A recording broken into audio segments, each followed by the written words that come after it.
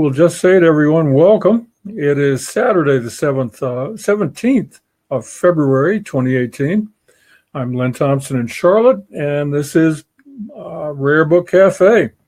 You will find information about the show on both the Rare Book Cafe and Book Fair pages on Facebook. You'll find the press release that manager Sarah Smith put out last week with all the particulars.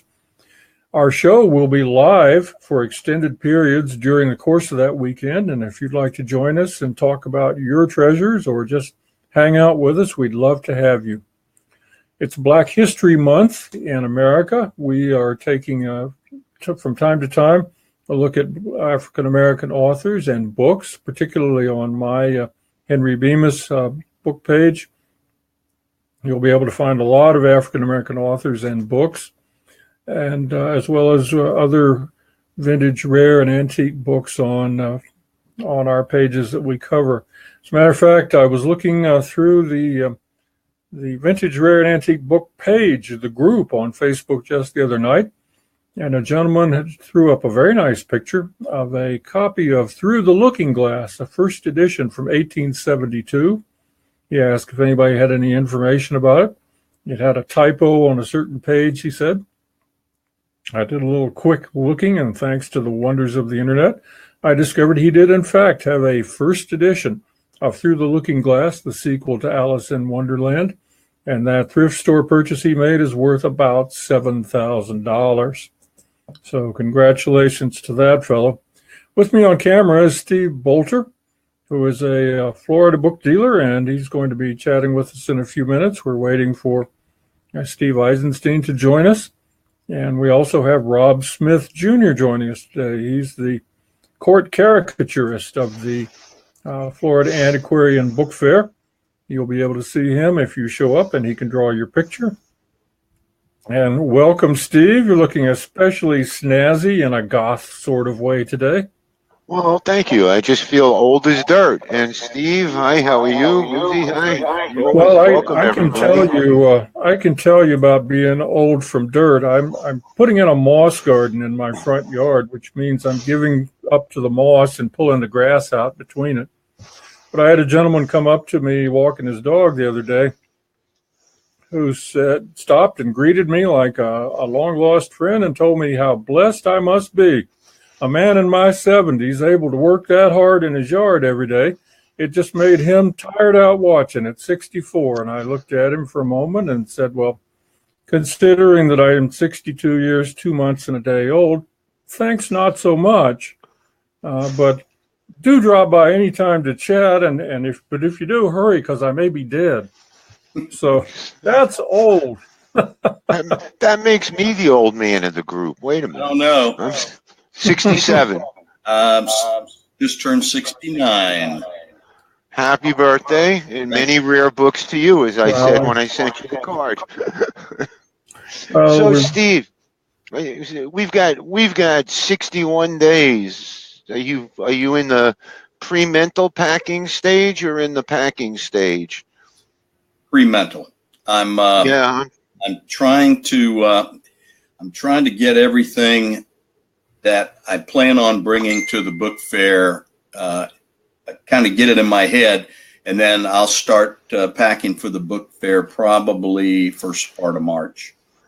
Well, before we dive entirely into that, Steve is unique in that his fame is such he gets 15 extra minutes of it, fame that is, every month on the show.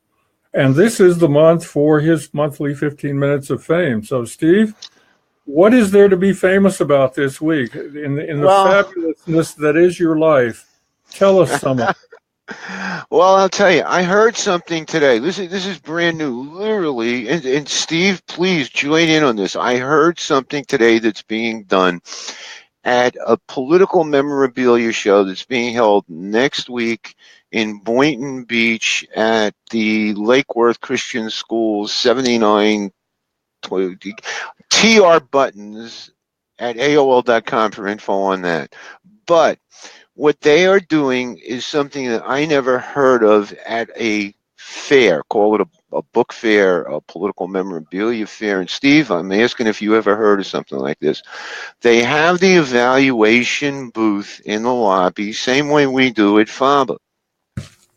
What they do that's a little different is after a certain number of people come in and have consented to it, the 40 or 50 dealers that are on the floor, I know there's no way to work this out logically at the FABA show, but they all bid on those items. So that way every dealer gets a chance to participate in what's brought in through the front door being offered for sale. If you do more shows than I do, have you ever heard of that before? No, I have not. No, I would love to see if there would any way that could work. It would really be interesting. But that was part of it. I have to say, since we're keeping tabs on it, I finished the last of the 450 medical books the other day, last night. The last two books that I evaluated, collated, and if you know the books, the collation was a hellacious process. They're John Bell's surgical works, 4 volumes from 1801 to about 1826 in the folio set, and this collector was just amazing because he also had the second edition octavo size set of it. So all the plates are there, everything is wonderful. We're looking forward to what's going to be coming up at the PBA auction on the 22nd. Although I have to say, we always tell the wonderful stories. Like I heard you had mentioned that this gentleman had found a $7,000 edition of Through the Looking Glass.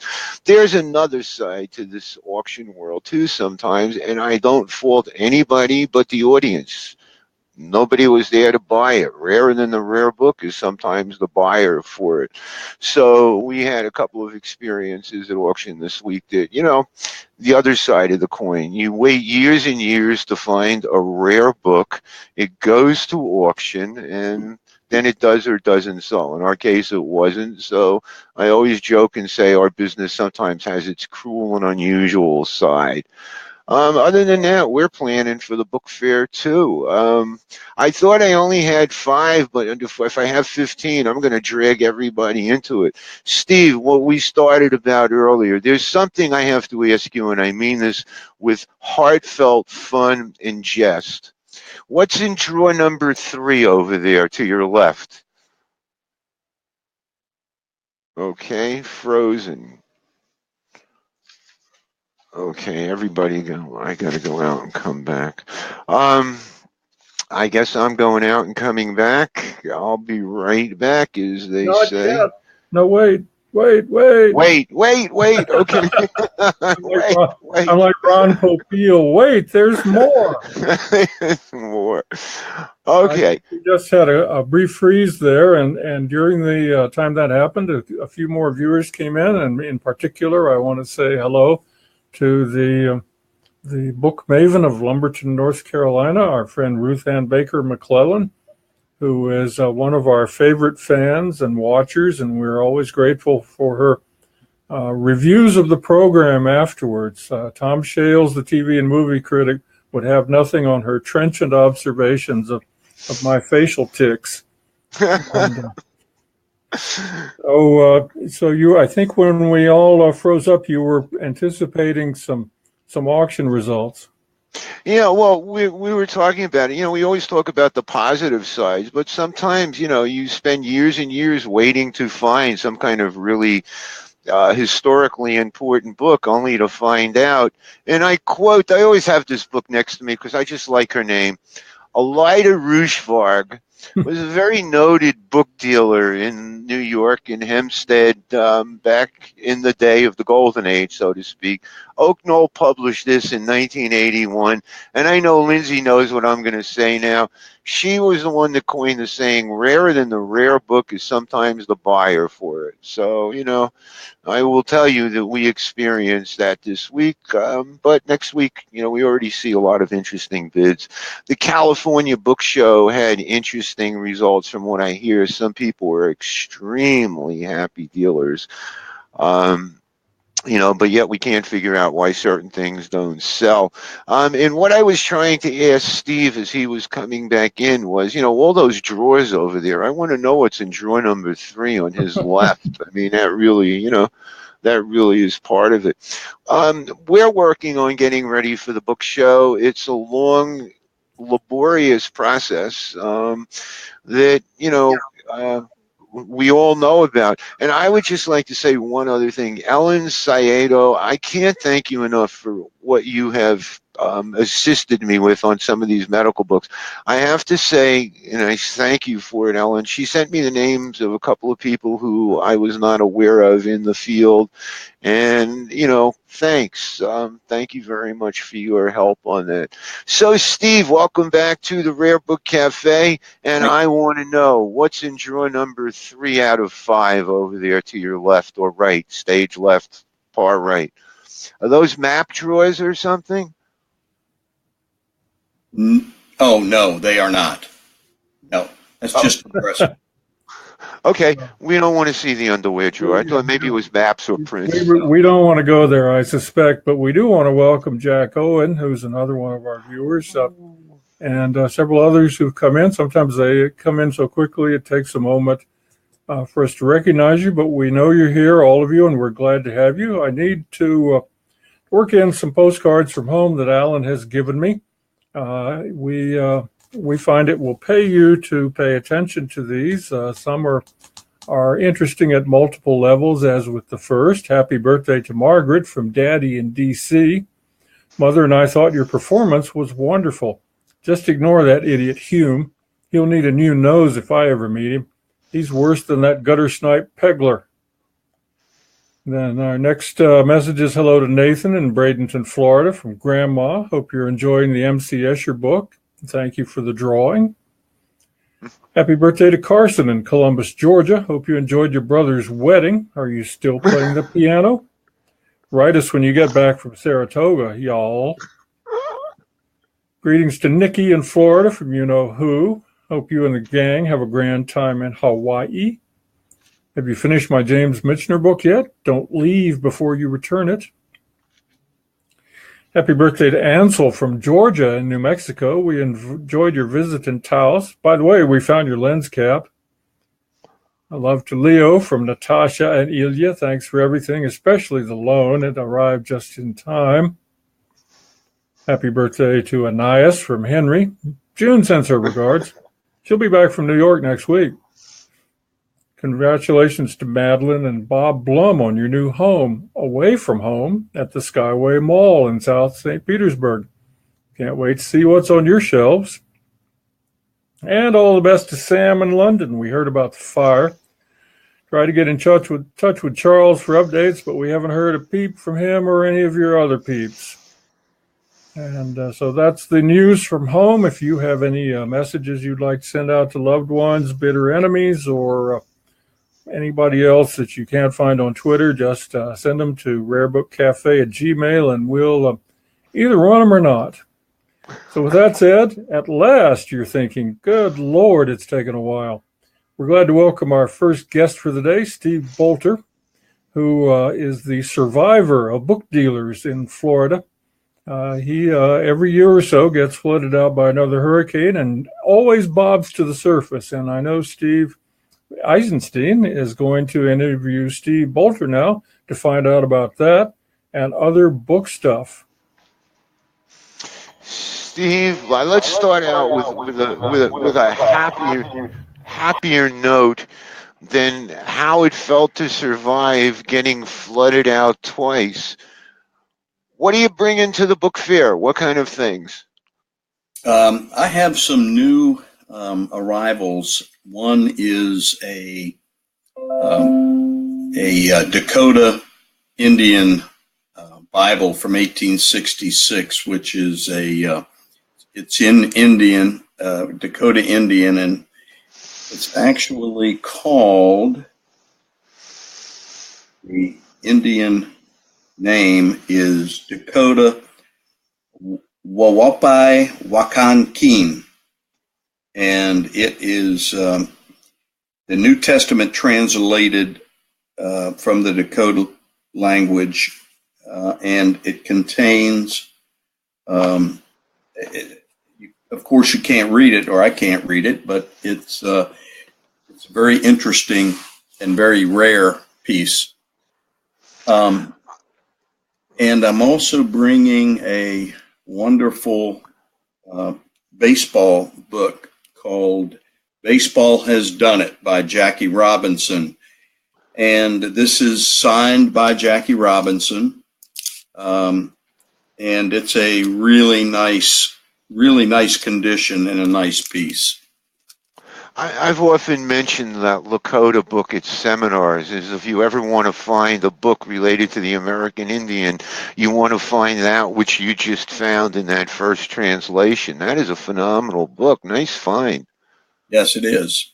And I have, I have a number of things. I have I have a nice Fight Doctor by Ferdy Pacheco, which is signed by Muhammad Ali inside. Nice. So that's a nice piece. I have several signed Fidel Castro items. Let me mention something just as a thing. We've mentioned Pacheco on the show before. I'll just give you a little information that you may or may not have known. Sometimes he paid a lot of people, the Fight Doctor. He paid them with Ferdy Pacheco prints, And I remember on one or two occasions, somebody coming up with somewhat of a plethora of his stuff. He must have lost a warehouse somewhere in his, in his career somewhere, where a lot of his artwork wound up all over the Miami market. It's interesting, colorful character, Ferdy. Yes, and I actually had some of his prints that were done in Ybor City. And unfortunately, those were lost in Hurricane Matthew. Steve, what was it like? Did that have to be the first time, the second time? Do you care would you talk about it? That's got to be a very emotional moment. Matthew especially was emotional for me because my wife and I had evacuated and gone to North Carolina with our dogs, and we were there, and we could not get back to the house for 5 days. So when we got back, it looked like a bomb had gone off. All the bookcases had collapsed due to the water. There were books in the eye. It was horrific. And they sat in 24 inches of water for, probably 2 or 3 days anyway, as the water dissipated. And it was horrible. I learned my lesson pretty much from that. And I was a little more prepared for Hurricane Irma, but we got kind of blindsided as my wife and dogs were leaving to go to the Mobile area. I was going to stay at the house. And as I loaded the dogs in the car, my wife was locking the gate and coming down the stairs, and she slipped and fell all the way down into the driveway. And she fractured her coccyx, tore the meniscus in her knee, hurt her back. And she was in miserable pain. And so she spent 3 days in the hospital while Irma was, coming through. So I had to stay at the house with the 4 dogs, and that was terrible. But we fared a little better. I only lost about 750 books in Irma, but I was able to. Because I was here, I was able to get the water out of the house very quickly. So we didn't have the destructive damage that we had with Matthew sitting here for 5 days. There's another thing that I'd like to make everybody aware of, and I think you could do a much better job talking about it than I can, but let me introduce the subject. The ABAA has a fund that helps book dealers. I guess, the equivalent would be like what SAG and other groups do for people in their fields. And every year, somewhere in an ABA event in your area, whether it's a book fair or something, there's a way for you to contribute to this fund that will help book dealers in the future and so on. And if you could address that, I think it would be really helpful for everybody in this audience to know about it. Well, that's a subject that's very near and dear to my heart because thanks to Mike Slicker, Mike put me in touch with John Thompson from the ABAA Benevolent Fund, and they really, really helped me out after both Hurricane Matthew and Hurricane Irma. And I mean, I was very, very, very I just couldn't believe it. And, so it is a wonderful thing for the ABAA to do. And if, like at the book fair, there is a way to contribute to the benevolent fund for book dealers. And, it helps a lot of people that need help. Yeah, the auction in California on the 11th at PBA was a fundraiser geared for that. It touched me dearly. We had decided, I had written to Greg from PBA that we had a very significant book there that unfortunately didn't sell, but had it sold, we were going to take a nice portion of the proceeds and donate it to the ABAA fund for that. So we'll do something in Florida. I'm sure something's going to go on this year for it. 61 days, guys. 61 days. Thorne, what's going on in Palm Beach on your end? Well, actually, it was kind of funny when you were talking about that Bible. One of my purchases a couple of years ago at the our book fair was a page from the Eliot Bible, which I'm sure you're aware of, but what a lot of people don't realize is the Eliot Bible was the first Bible printed in America. We had a little issue with the Brits about printing here. I think we call it the Revolutionary War. There's other issues too, but that was one of them. And it's kind of a funny story because the Eliot Bible was done by Mr. Reverend Eliot, and it was done in the Algonquin language of the Iroquois Indian, which is about impossible to read. But apparently the second President Bush, during his inauguration, before his inauguration, his chief of staff called the Library of Congress and somewhat arrogantly apparently asked for a copy of the oldest Bible in America, and they sent him the Algonquin Bible to be sworn in on. So I guess they got that kind of sorted out, but it's kind of fun to have a copy of that. The other thing is, it sounds like you're bringing some interesting stuff. I'm going to try and get away from my booth, come over and see you.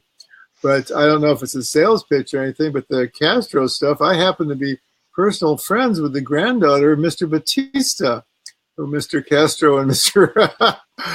Batista had a little bit of a falling out back in, I think it was late 59. I don't know if she would be a good candidate, and hopefully she's not watching, and she'll probably kick me the next time she sees her. But it's funny, the history of that you've got there between, let's call it Western Hemisphere, your Bible coming right before the great Indian Wars of the late 19th century, which is a period that I'm kind of interested in. I have some stuff there. I try to cut my things off before about 1860, which unfortunately eliminates the Indian Wars, so I will make exceptions for them, but I try to avoid Lincoln and the Civil War because I'm just flat out classed and outnumbered when they get to the book dealers who specialize in that. But the Castro one sounded interesting too. There's that he was a big figure in a lot of events from the Bay of Pigs on to almost recent times. So I'm sure. Wait to the book fair. Send them some images. Why wait to the book fair? Let me kind of address one other thing, just so for the audience sake, and I'm sure it'll be posted also. Steve Bolter is at Sleuth Books in Palm Coast, Florida. You want to give out some information again, just for the audience sake, on how people can reach you, and maybe tell us about some of the other things that you're bringing. Your specialty is juvenile series, Children's Illustrated, Modern First. sports Florida history? Yes. That's pretty much, it pretty much runs the gamut of everything that I sell. Anything that I do a lot of estate sales and do a lot of appraisals for estate dealers. And so a lot of the stuff that I run across comes from those people. Steve, let me ask you, do you run estate sales? Do you actually run your own estate sales? No, I do not. No, I assist with when there's a large book collection. I'll assist them in pricing and that sort of thing. We did that for a while, quite a few years ago. What I noticed was people, whenever they want to sell their books, they called the book dealer first. And then we just kind of turned it around into doing estate sales. Do you have anything else in front near you, handy, that you could show us? That might be some other things you're bringing to the fair, or an idea of some descriptions? I don't have a lot of stuff right in front of me because I'm in a different area. I do have a very interesting book on Latin. It's De Corsi del Poema Heroica del Torbato Tasso, and it's dated 1582. And, it's a nice vellum cover. You guys can see it or not. But, it's in really nice condition for being that old. I have a lot of modern first, a lot of signed books that I don't know how many I'm bringing this year because I'm kind of condensing down a little bit from my booth because it's just too cost effective for me to bring, to rent a van and everything. So I'm just kind of going to bring probably close to 750 books this year, as opposed to the 2,000 that I usually bring. Yeah, guilty as charged. Guilty as charged.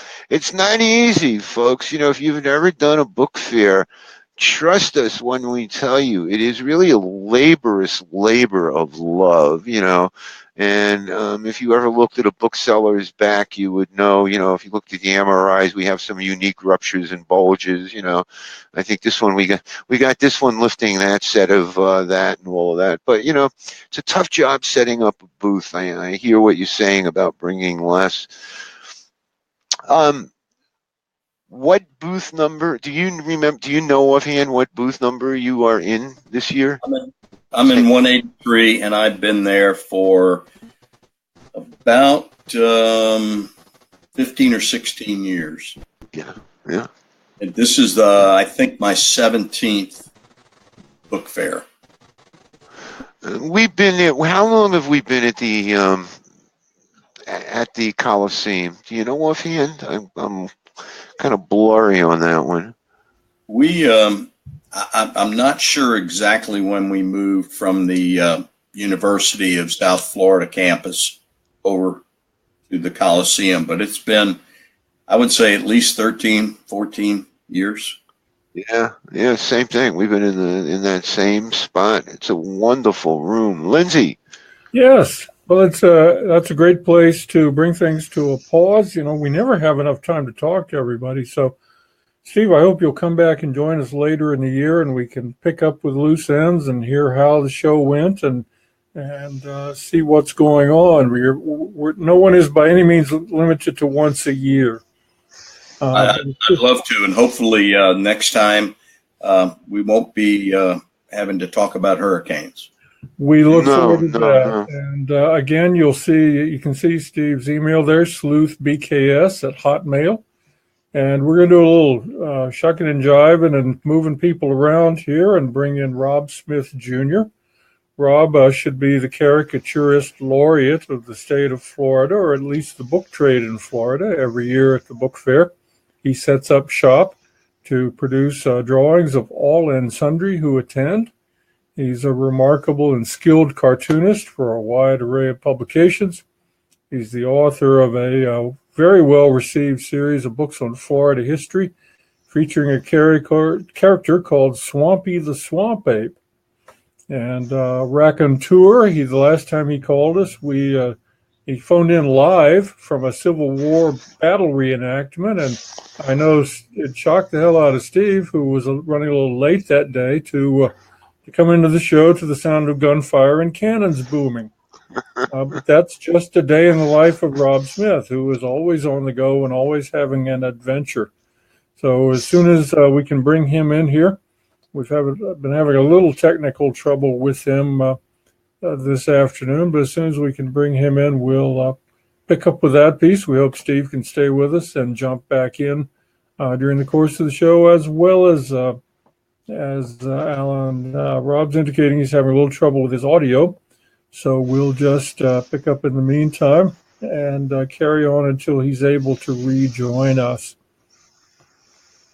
As I was mentioning earlier, it's 61 days until the next Florida Antiquarian Book Fair. I don't know where the time goes. You know, Douglas Adams, the author of The Hitchhiker's Guide to the Galaxy, used to say, I love deadlines. He said, I love the whooshing sound they make as they go past me. And that's the way this year has gone. It seems like not so long ago we were saying it's 180 days until the next book fair, and then it was 100 days, and now it's 61 days. And I suppose in another 10 minutes, maybe by the end of the show, it'll be 30 days. This is the way we box our books. Box our books. This is the way we box our books. Yeah. Well, it's amazing.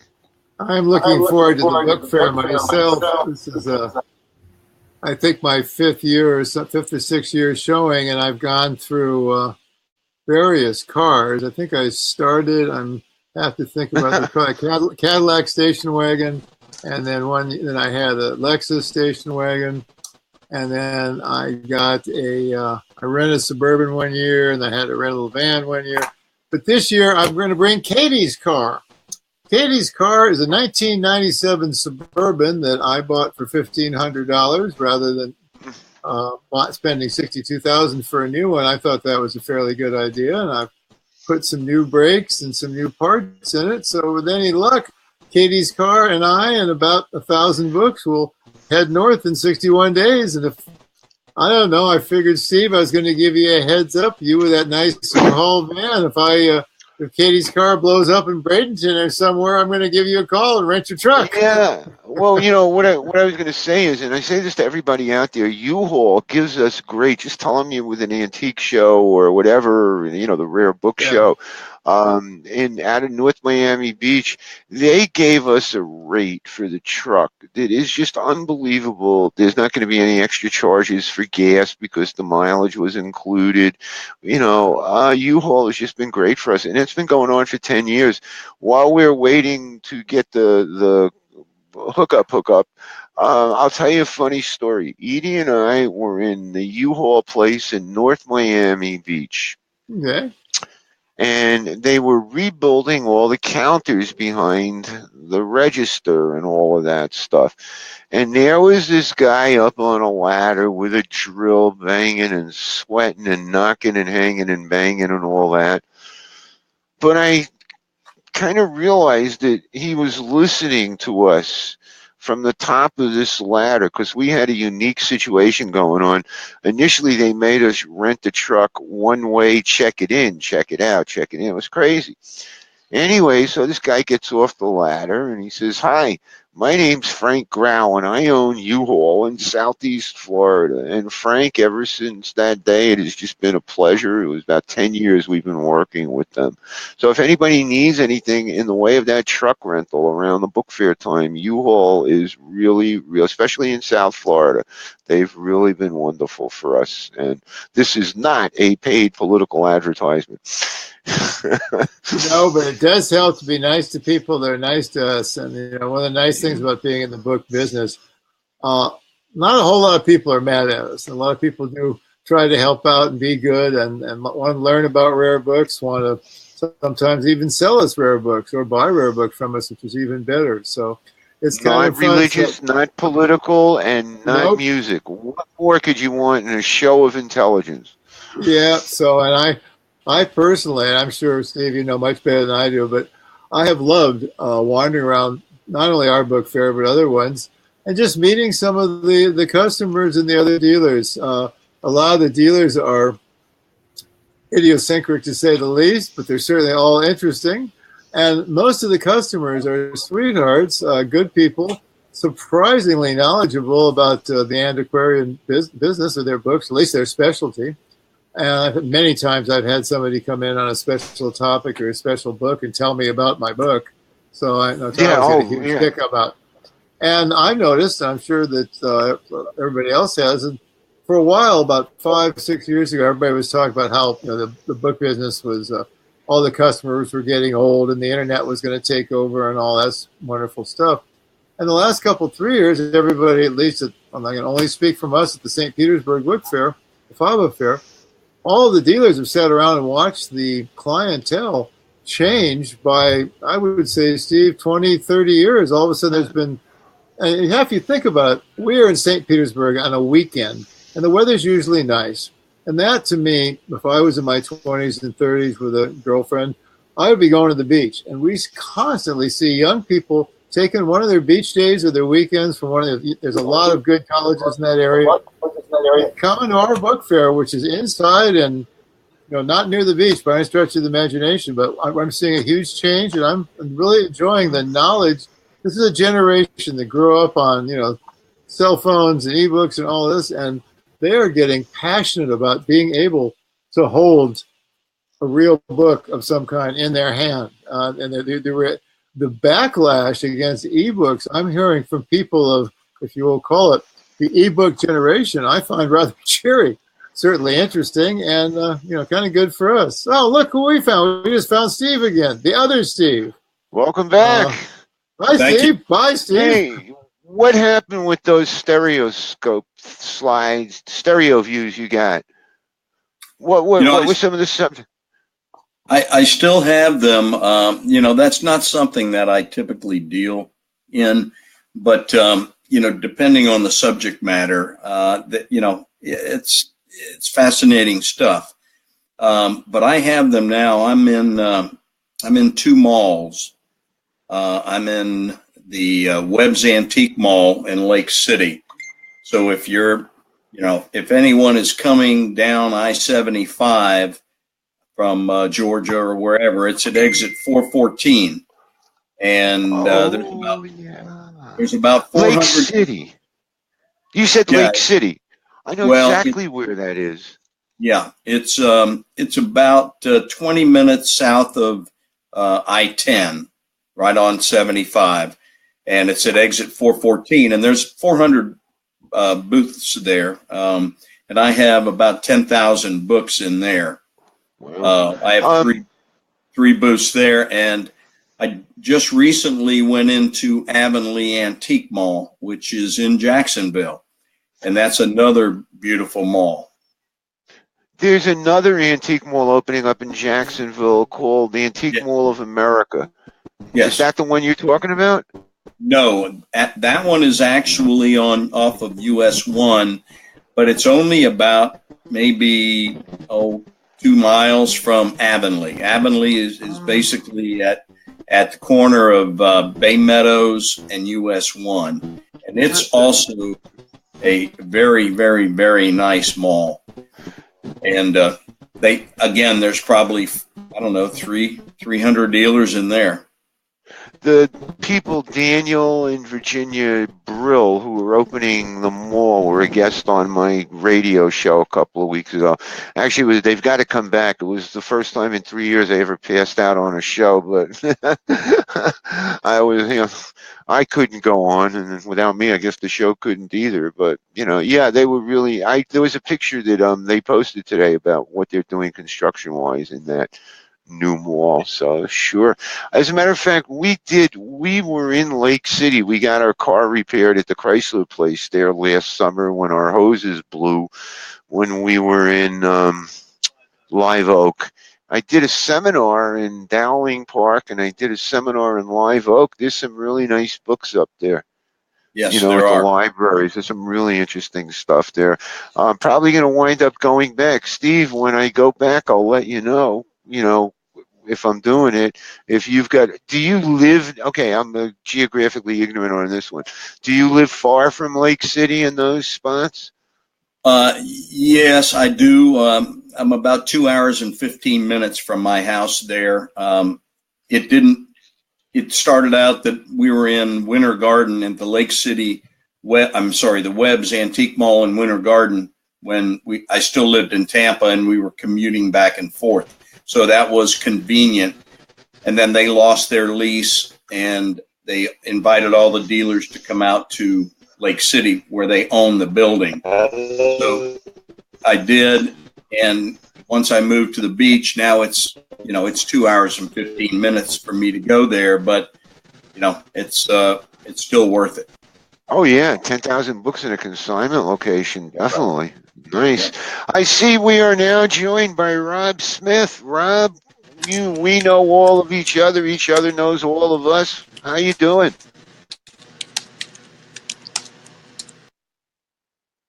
I guess we're not. Okay. That took care of that. So back to basics. You got any thoughts for people just starting out in the rare book business, Steve? You're an experienced, seasoned veteran dealer. We've got a wide range of audience here. Any thoughts on things you might want to tell somebody that's just starting out in the business? Yeah, I mean, for me, I started out basically being a juvenile series book dealer about 35 years ago.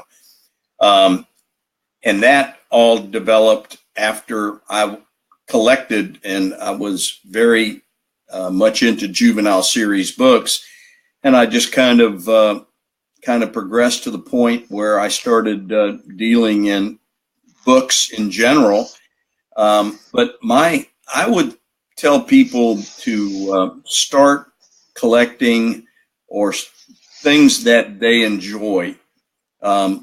A genre that they're interested in, and seeing how that progresses, because it's with the internet now, it's very, very difficult to find books, and if you go to estate sales, which I typically do, I'll normally find decent stuff there, but if you go to yard sales or anything like that, these people, they know what these books sell for. And of course, Steve, that when you go online, you get any number of dealers around the country that are just completely out of their minds about pricing.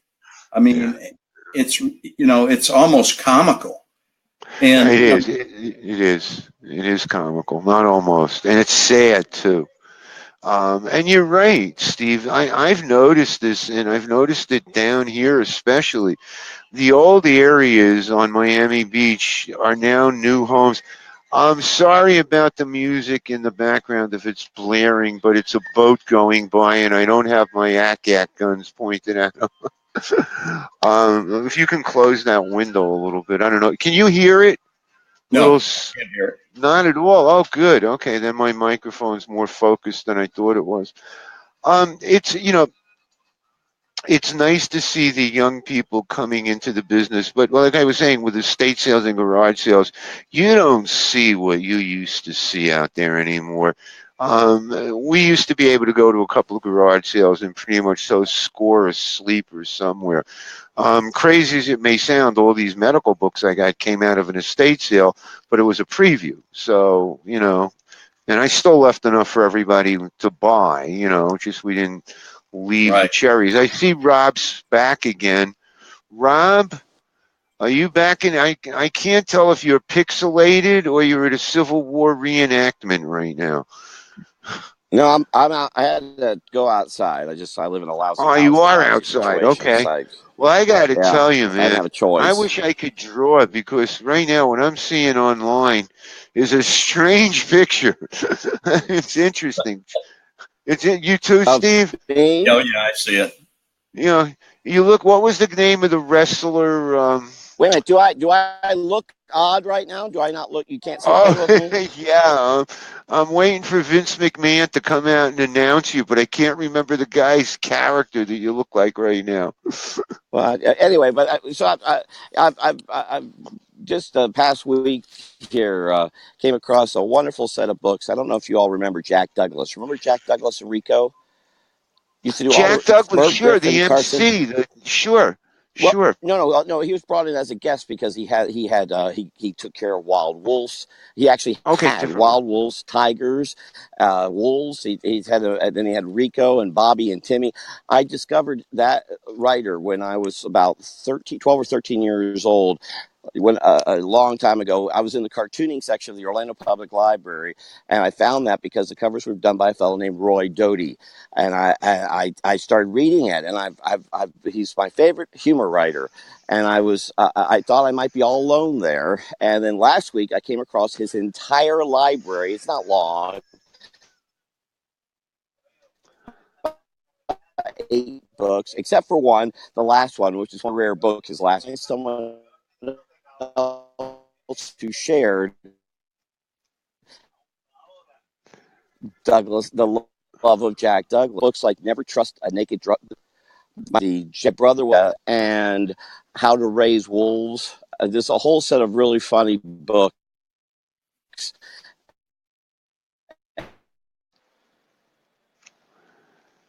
And yeah, okay, like I figured, go out, come back, refresh. Let's pick this up where we left off.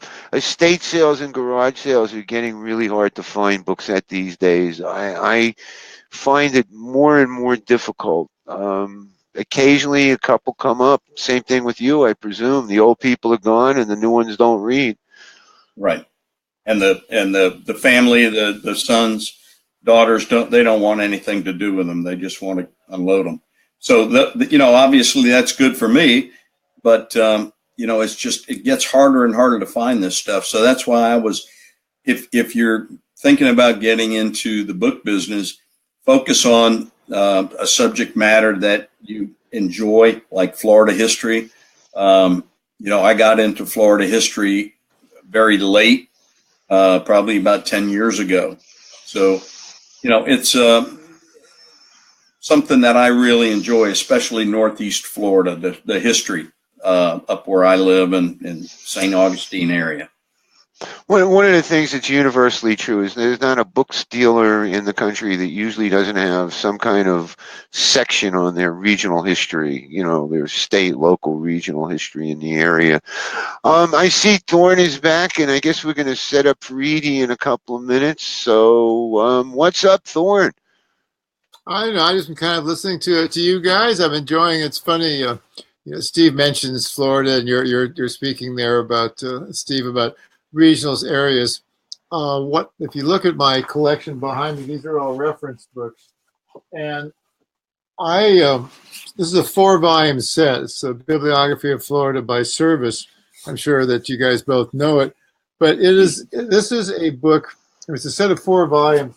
What people don't realize is volume 1 starts in, I'm sorry, I've got it the other way around. It starts about 1500 for Florida. We like to tell a joke to my Yankee friends that when they were doing the Plymouth Rock nonsense and Pocahontas and eating the dead fish and the corn and stuff, St. Augustine, they had a hotel, they had a bar, they had a fort down there. These guys had come 500 miles south. They wouldn't have ever had to put up with any of that nonsense. But the point being that I'm looking here at 4 volumes of Florida that start. I'm sorry, I grabbed the wrong one. But the very first one that in the bibliography thing starts from 1507, which is the first documented Florida books. The Spanish, the Brits. The Confederacy. It goes on and on. Florida, although probably wasn't a very populous state till the invention of air conditioning. I was born here in 1952, and I'm not sure, but I think the population of Florida was well under 1 million. I do know I was born in West Palm Beach, and the town of Palm Beach, the biggest hotel is the Breakers Hotel, and that only in 1980, which is really not that long ago, started being open year round. That was one of Mr. Flagler's hotel. I'm sure you're aware of, the Flagler Railroad coming down and pretty much populating Florida, I guess. And then he ended up building a bunch of big stuff in the Palm Beach area and turning it into a resort. I mean, Miami would have been nothing without the Flagler, the Florida Keys railroads. But the Keys, I used to spend a lot of time in the Keys, and there's some great stories about the pirates and the wrecking and the lovely Florida tradition, which I think is somewhat humorous. And I don't mean to offend you, Steve, because you were in law enforcement. But the tradition of having a nice little light at night to guide the boats, but unfortunately the guys would kind of move that light maybe a mile or so away from where the inlet is, so the nice little boat would come up, and there's all these nice Florida Keys citizens waiting on the shore to help them unload their wrecked boat. And so, I mean, some of the stories are, I'm not advocating criminal acts, things here, especially on broadcast. But Florida has you look at, I'm right now on Military Trail. And just by accident, I was stuck at a stoplight where I was actually donating some books to our furry friends, which I use rather than Goodwill. It's a no-kill animal shelters resale store. And there's a sign there, and that was the start of Military Trail. It was started by a guy named Major Lauderdale. You might have heard of Fort Lauderdale.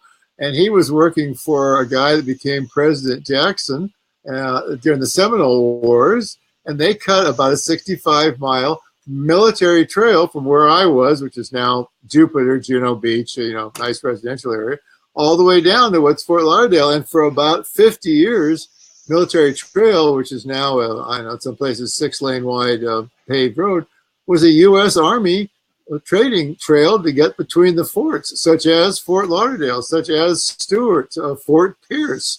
St. Augustine was obviously a Spanish fort, but I mean, we have a military history, various wars, a fairly decent literature, both fun, as I joking talk about. But I just sold this morning this Margaret Stoneman Douglas. I shipped it to England, I think. It was a signed copy of River of Grass, which is the story of the Everglades and what people of, unfortunately, our generation have kind of done to the ecology of Florida. And there's a lot of interesting stuff here that people, I keep telling people it's not all Orlando, it's not just Disneyland and Universal City.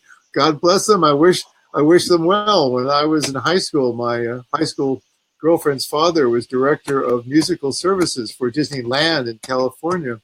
And they used to, and I can't get out of my head, refer to it as the land of the large rat, referring to Mr. Mickey. So there's some other plays on words, some of the other characters there. But, Florida is not just the tourist thing. There's a lot of history. I believe you said you went to the University of South Florida? That's correct. I was astounded to find out, for a long time, I thought University of Texas, or for a long time, University of Michigan, was the largest university in Florida, in America. Would you like to tell our viewers what the largest by population student count university in the United States of America is right now? I think it's the University of Central Florida. I thought it was South Florida. No, it's Central Florida. Okay, well, I could be wrong. You're right, but the point is the largest university in America is one of our two universities. I think you're right. It is Central Florida. You're right. I'm sorry. But the point is, we have a university system that in some of the fields is second to none, medicine in particular. There's a lot of other stuff here. And with that, guess what comes with all that? Lots of books. With that, I'm going to give it to somebody that's going to talk about small books. Hi, Edie. How are you doing? Hey, Edie. I'm doing real well. How are you? Hello. How are you? Good. Yes, my miniature books have grown again this week. And today I'm going to talk about does size matter? I mean, no puns intended. Okay. When I first started to collect miniature books, and I didn't know any definitions of miniature books, you can Google it, you can look it up online. But the first things that I started to take were called little big books. And the little big books are by no means miniature books. They are 4 by 4.5. but there are a lot of people that collect these little big books, and they come. This one happens to be on Mickey Mouse, and Disney is always collectible, but they come in all different shapes and sizes. When I first learned about my miniature books from Michael Garbard, who taught me, take a dollar bill, fold it in half. Fold it in half again. Some people consider that miniature. He considers that miniature. So I would go by his ideas and by his thoughts on this. I don't know of book dealers. Good, Thorne, better to have that than that. I don't know anybody that doesn't go out with a ruler of some sort. You can go to Family Dollar, where I was this past week, and in there I got this little tape measure, which from now on is going to be in my pocketbook. And it also came with a ruler for $1 on a keychain, which is cute. Oh, my bear here were my second flowers from my husband for Valentine's Day. It came with this little bear, so I'm enjoying that thoroughly. The next thing that I started to collect, which again were not miniature books, were these little books, okay? These you can find in any stationery store as you go to pay for $3, $4, $5, and these are 3x4, also not within the term of a miniature book. But if you go out and you have, thanks, Dwayne, you go out and you find these on every subject. This particular one is on martinis. So people collect mixology. This one on this, and it's called Life's Little Treasure Books. This one is on wisdom.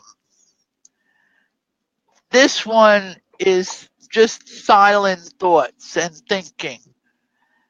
This one was Kathy on commemorations, okay? And so I would get those every time I went to a garage sale, and then I found out, no, these are not really miniature books. So I started to give them away or sell them or have a box in our booth where if somebody walked in with a child, I could say to the child, you sit down and look at this box while mommy and daddy shop, and you can pick out one book and take it with you, which kept the child busy while their parents would shop. Then I realized what is a real miniature book, okay? The size of a true miniature. A lot of times when you see miniature books, you'll see them compared in size to a coin, a quarter, a dime, a nickel, depending. This particular little book is on a keychain, and it was put out by the museum in Chicago. And when you open it up, it's an accordion style folder of all pictures of Chicago. So people collect these things not only as little keychains, but as commemoration of different cities. Collections within collections are something that happens in miniature books too. Some people just collect classics, some people just collect novels, some people collect oddities. I collect what I like. That way you can never go wrong. These little books that came out like this, if I'm going to a doctor's office, I always throw one in my pocketbook or in my pocket so you have something to read while you're there. If you look up the history of miniature books, that's why they started. They started so that people could easily conceal on their person a little book, take it with them to read wherever they were, on a train or on a bus or in a car or what have you. And that was, and they came in every kind of title, Bibles, etc. Around my neck, I always have a little gold locket in the shape of a book that Steven got for me.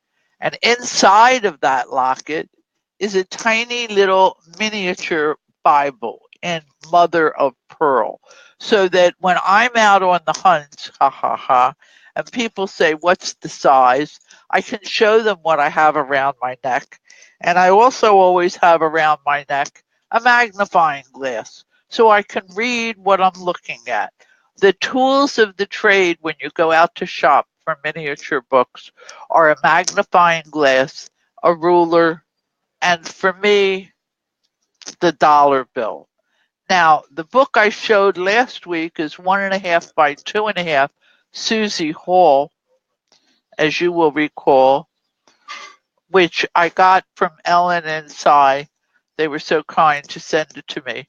And that falls in the category of the double fold of the dollar. If you look it up online, you can have as many different opinions as what is the true size of a miniature book. And next week, I'm going to show you some miniature books that are not miniature books, but are prize collections within my collections of little individual children's books in its own box that looks like a little bookstore, and I absolutely cherish them. So again, size does matter. I don't say it doesn't, and I'm not saying it's not important, but even more important is to get what you like. And I just can't say enough thank yous for Ellen and her husband from Excelsis Scripta Rare that have been in communication with me all week. She's planning on going to the Rare Book School in Virginia. I hope she goes and takes the courses that she wants. You've been there, Thorne. For many years. Colorado, yeah. And so that's what I have to say today. Not all little books are miniatures, but all little books can be fun to have. Edie, I have a question. On the very small miniature book that you had, can you, the little green one, it's about an inch long. From Chicago? It was only about an inch in diameter, you know. Yeah, wait, I just had it here. Yes, what's your question? Can you read that book? Oh, yes. Oh, yes. I can read my books. I do read my books, and I look at my books. Now, when I open, this is the one I think you mean, right? That's yes? Yeah. Yes, okay. When I open it up, inside, the first thing it says is, Museum of Science and Industry, Chicago, Illinois. And when you open it, you can look at all of these little pictures. Right. And you can see them. Now, I sit with a magnifying glass. I have many magnifying glasses that I will use. There are some micro minis that are maybe 1/4 of an inch square that come in a magnifying glass. Those are much more difficult to read. But if you have a really good magnifying glass, yes, you can read them. The one that they sent me, this Susie Hall, I have read that book. I took that book and I just read right through it, and I was able to tell the story about what it was about on air. Part of what I love is that I can read my miniature books. Yes. Okay. And they're not abridged. They're the actual, they're not, or you don't know. Some are not. There's a girl that was advertising that she makes miniature books and makes them into earrings. Okay, I read about it online. I got in touch with her. I spoke to her on the phone. She and her husband, he is a printer, and he works in 8-point press, and they put poems inside of the earrings that they make. They make them with 10 different poems, and the books have 6 or 7 pages each. I asked if she had a list of the poems, which she did not. but she's going to make one so that I can get a pair of earrings with the poems that I want in the color that I want. They make the books, they print them, they bind them themselves and make them into jewelry. So, sounds like something I would like. That's interesting. Thank you very much. Anytime. I hope you bring a miniature book for me to St. Pete. I don't think I have any. If I do, I can't find them because they're so small. Oh, well, I'll be walking around and I'll give you a hug anyhow. Okay, that's fine. Yeah. And that way, I always walk when everybody, my job while Steve is setting up the alcove is stay out of the way. And he and Thorne work together. They're in adjoining alcoves and they help each other. I stay out of the way and I walk the floor slowly during setup to ask everybody who has any miniature books. And I always get a prize that I want. And I only buy what I like. I have miniature books in walnuts. I've got miniature books and thimbles on sewing. I've got a corkscrew with a miniature book in it on mixology. I like those odd things. I guess I'm odd too.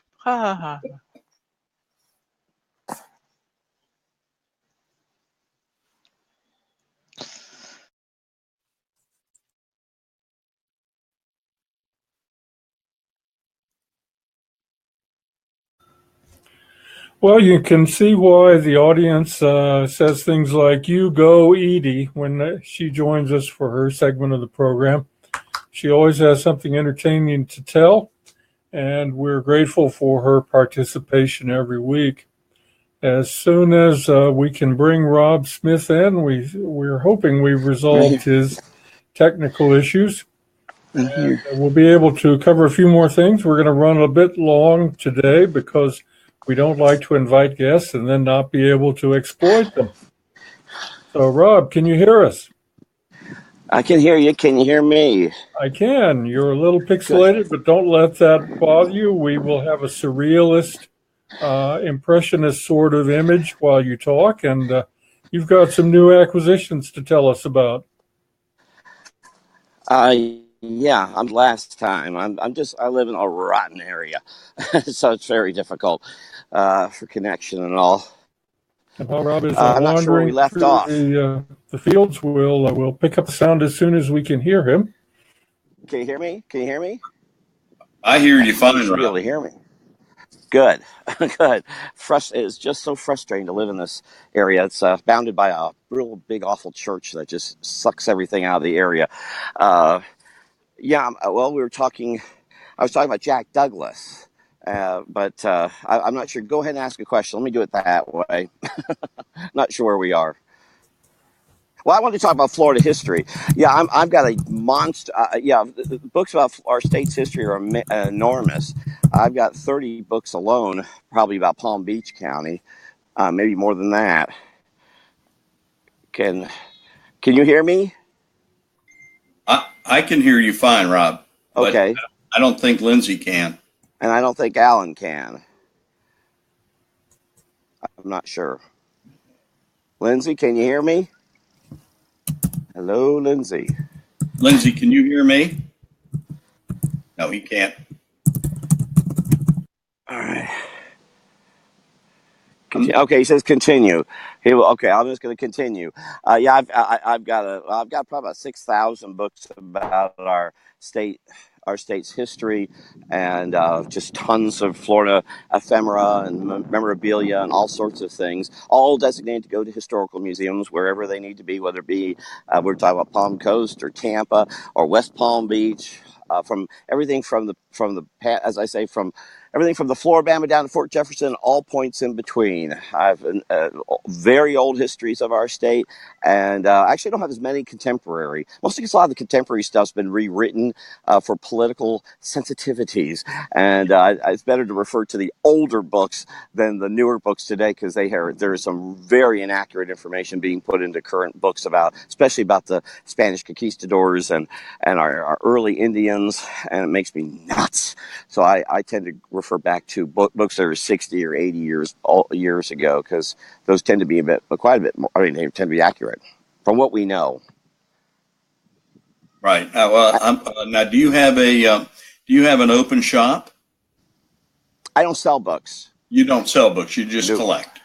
I have a library. I've been building a library and I use it for reference for writing that I do about our state's history.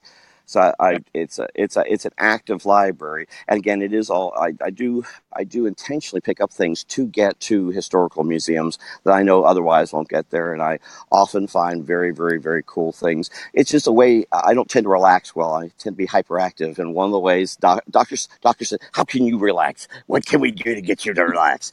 And I said, the only way I relax is looking at books, because I get lost in it all. If I'm hiking, I start thinking about all the stuff that's going on around me. If whatever happens, like a lot, I'm a political cartoonist, as you all may know, and I just had a political cartoon I did in 2012 bounce back 36 hours ago. Because it's involving the massacre down in Broward County, and it has gone viral. And I'm getting phone calls and emails and messages from all angles. And I really, after the last 36 hours, I kind of like to go to a bookstore right now and just kind of get that out of my mind, because they are just relentless. It's being shared everywhere. It's neat to have that kind of. One person had up to 157,000 shares just on Facebook, and that's insane. But it's funny when that happens. And then you're getting attacked from all sides. So it's good to go to a bookstore where you can look for books and look for things and get your do I have this? Okay, I don't have that. Oh, look what I found! Like I found the Jack Douglas stuff last week, or I just found a wonderful, wonderful document from the Centennial of Baker County. I'm so tickled to find it. It's from 1961. It's more of a booklet, and it's celebrating that centennial. And I happen to know the folks at the Baker County Historical. They have a kind of a Cracker Village type thing, and I'm going to be donating it to them as soon as I can get it up there too. In fact, I was going to go to a Lusty this weekend, as I mentioned, and it looks like I'm not going. I could take it right up to them. So Lusty's in Baker County. It's just funny. I happen to find that in my travels too. It's great when I find it, and most all these are pretty inexpensive. I find them in nooks and crannies all over the place. It's great when you find something like that you hadn't seen before, and it's very rewarding. Oh, gosh, yes, especially about our great state's history. And that it's possible the museum may not even have it. Yeah, hopefully they do. But if they don't, and I can help connect that, it's so important, because then you help make those connections. And I've donated all over our state, and I have lots to still donate, and some of it I still want to read before I donate, and it kind of gets caught up in that. But sometimes I'll donate it anyway, because I just consider something will happen to me. Now, I happen to be reading a great book I just finished a two volume set on the history of this area, which is Gators, Skeeters, and Malaria. It's by Judge E.C. May. It's about Citrus County, Hernando County, and Western Maryland. This book, you want to know what's happening in the late 19th century? He's done a wonderful job of laying that out here in our great state. And there's a lot of fibs and lies, people making things up because it's convenient about what happened then, especially right now. There's a lot of debate about that time period. Mr. May really he had no idea we'd be battling this right now. He kind of counters all that, and it's real nice. And I'm reading the second volume. He's kind of rewriting all of it, but with more detail. And it's very good. It's so insightful. It's a whole other angle, because of course Marjorie Kinnan Rawlings wrote about this time period too, but she's writing about basically one spot. May was traveling everywhere. His stories about High Springs up there north of Gainesville are just fascinating. There was a guy who was in such control of things. He just went around and he'd get an assistant, and he just kind of killed him. He got tired of him. He just killed him, went on and got another assistant, and somehow he kept getting assistance. That happened. Florida history. I love it. Yep. I love it. I'm sorry. Lindsay, are you back? Can you hear? Yes, I can. Thank you. And thank you, Rob. I appreciate your bearing with us. We can see you much more clearly now. We're going to have to get you and Steve both back. A couple of things we need to do as we wrap up here. I want to mention to everyone, we stumped all of you this week in our second week of the Book Fair contest quiz. We had a question about Harry Crews, the wild man of Florida. Oh, yeah. And although it reached over 1,200 people, not a single one of you came back with the answer. So we thank Lighthouse Books in St. Petersburg for offering that first edition. We may bring it back in a couple of weeks and try again.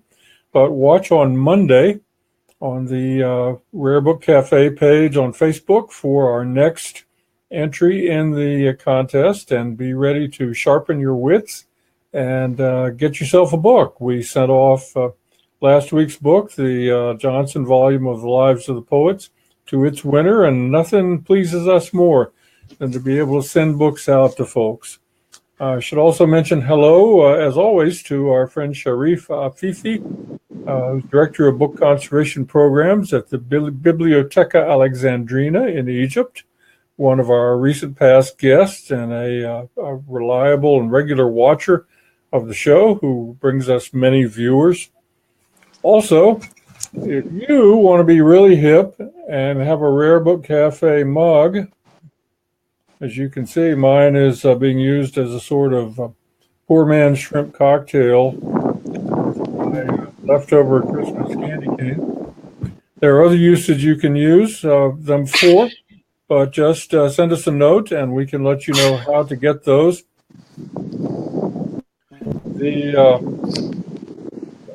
Hello to Sharif, he says, and hello back. We're winding up today. But join us all through the week with other programs that people here, guests, and members of the team on radio. On Monday, I'll be doing LG Book Tea, our look at lesbian, gay, bisexual, and transgender rare books, authors, and collecting. That's on the LG Book Tea page on Facebook. Tuesday is Badges Media, where we have a little broadcast once a week for rare book dealers and how to use social media more to their advantage. That's in the Facebook group titled Rare Book Dealers Don't Need No Stinking Social Media. So if you'd like to join us for that, just send us a note so we can bring you in and join that group. Wednesday on Henry Bemis Books, I'll be doing Gallimaufry, a look at literature, past and present, one birthday at a time. Thursdays at noon is Book Week, our weekly show ripped from the spines and headlines of the news of rare book collecting. We call it Money, Crime, Lust, and First Editions. And then we have our Saturday twofer, Steve Eisenstein's Books on the Bookshelf on WDBFradio.com, which is an internet station from noon until 2 Eastern Time. And then we'll be back next week here with the Rare Book Cafe. Our guest will be Richard Davis, who's promotions director for one of the sponsors of the book fair, Abe.com. Fascinating man who will be calling us in from Vancouver, British Columbia. We're always excited to chat with Richard. He always has amazing things to show us and tell us about that Abe has sold in the preceding year. It's a show you won't want to miss. As always, we thank our sponsors for the show, the book fair, and all the booksellers who will turn up in due course on the title cards. And thanks very much for joining us. Steve and Rob, thank you both for being good sports. And Steve, particularly, I think you need to just replace me. You do a much better job at co-hosting than I do. I would just like to say that thank you for having me, and I hope to see everyone at the St. Pete Book Fair. And come see me on Sleuth Books in booth 83. We will certainly look forward to doing that. We're going to be doing many hours of live programming during the course of the book fair, and we're going to come and bother you until you're going to say, get this guy out of my face. But that's the great thing about doing a walkabout at the book fair is not only do we get to see the amazing space you guys will be using, but we get to visit with all of you in situ and see all the things you brought for people to take away. Great. So we're delighted all of you could join us. And while the live light runs its course, we'll just say again, this has been Rare Book Cafe, and it is now 61 days until the Florida Antiquarian Book Fair in St. Petersburg at the fabulous Art Deco Cafe. Thank you to Thorne Donnelley, who had to leave early, and to Steve and Edie Eisenstein, the non-singing celebrities of Florida, Our credits are running. Please note our friends and our family here who are listed, and we'll look forward to seeing you again next week. Rob, do plan to call in from wherever you are anytime the mood strikes you, and we'll see what's going on in your peripatetic world. And so thank you again, all of us who join us every week. We welcome your questions, your comments, and above all, now that Facebook is jiggering its algorithm, we welcome your likes and comments particularly because they help us keep our show in front of you in your timeline stream. So those are the things we're reporting on this